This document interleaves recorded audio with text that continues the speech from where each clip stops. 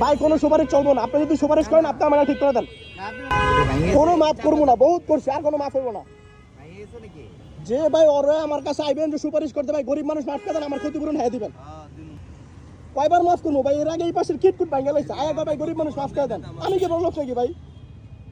ভাই যারে মারে আপনার মনে করেন কি আমার একটা বাইক আছে, আমি অনেক কোটিপতি, অনেক বড় লোক, আমার যা মারা মারা দিব, আমি ওটা ঠিক করে নেবো না?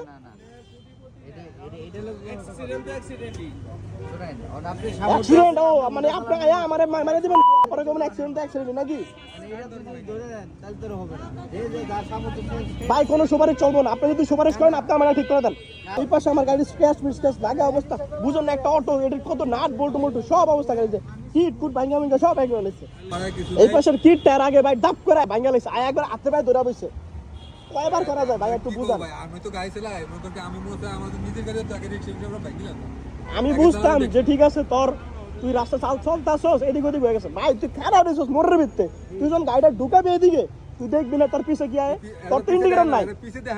শোন তোর তো ইন্ডিকেটর নাই, তাহলে তোর অবশ্যই দেখা হচ্ছে পিছে কি আছে। তোর ইন্ডিকেটর থাকতে তুই করতি মামা আমি তো ইন্ডিকেটর দিচ্ছি, তোর যে তুই নাই তো পিছে দেখবি না।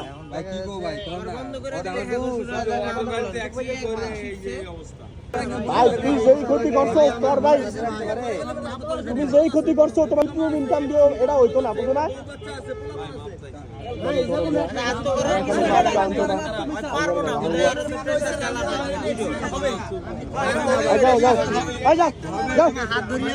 তোর কিচ্ছু লাগবে না, যা বেটা যা, যা কিচ্ছু লাগবে না, যা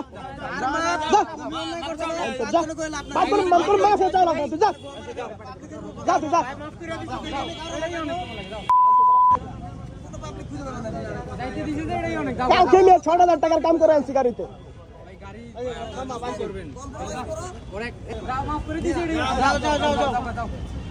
আমি তোরে মাফ করছি, তুই সামনে যাবার আরেকজনের মারা দিস।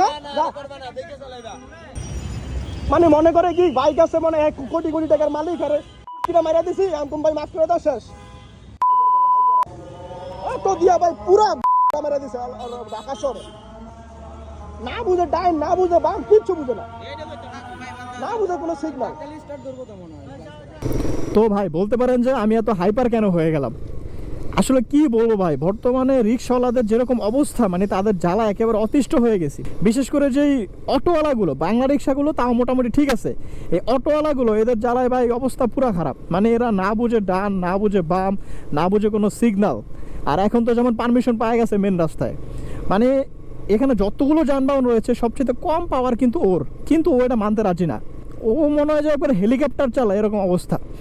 এরপরে যখন একটা অ্যাক্সিডেন্ট হয়ে যায় তখন আশেপাশে থেকে কিছু লোকজন আসে, আইসা সিম্পলি দেখায় যে ভাই রিক্সাওয়ালা মানুষ গরিব মানুষ মাফ করে দেন। আরে ভাই সিম্পলি তো আমার ভিতরে কাজ করে, কিন্তু ভাই কয়দিন মাফ করা যায়?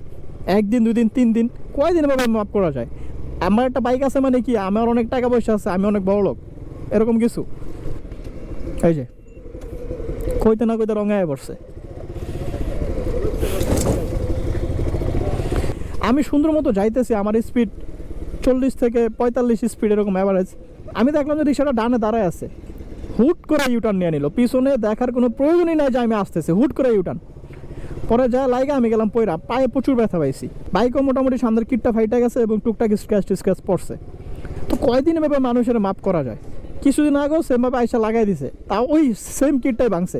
পরে তাও মোটামুটি কোনোভাবে ঠিকঠাক করছি, আবার সেম অবস্থা। তো এরকম হলে কীভাবে হয়? একটা লিমিট আছে তো সব কিছু।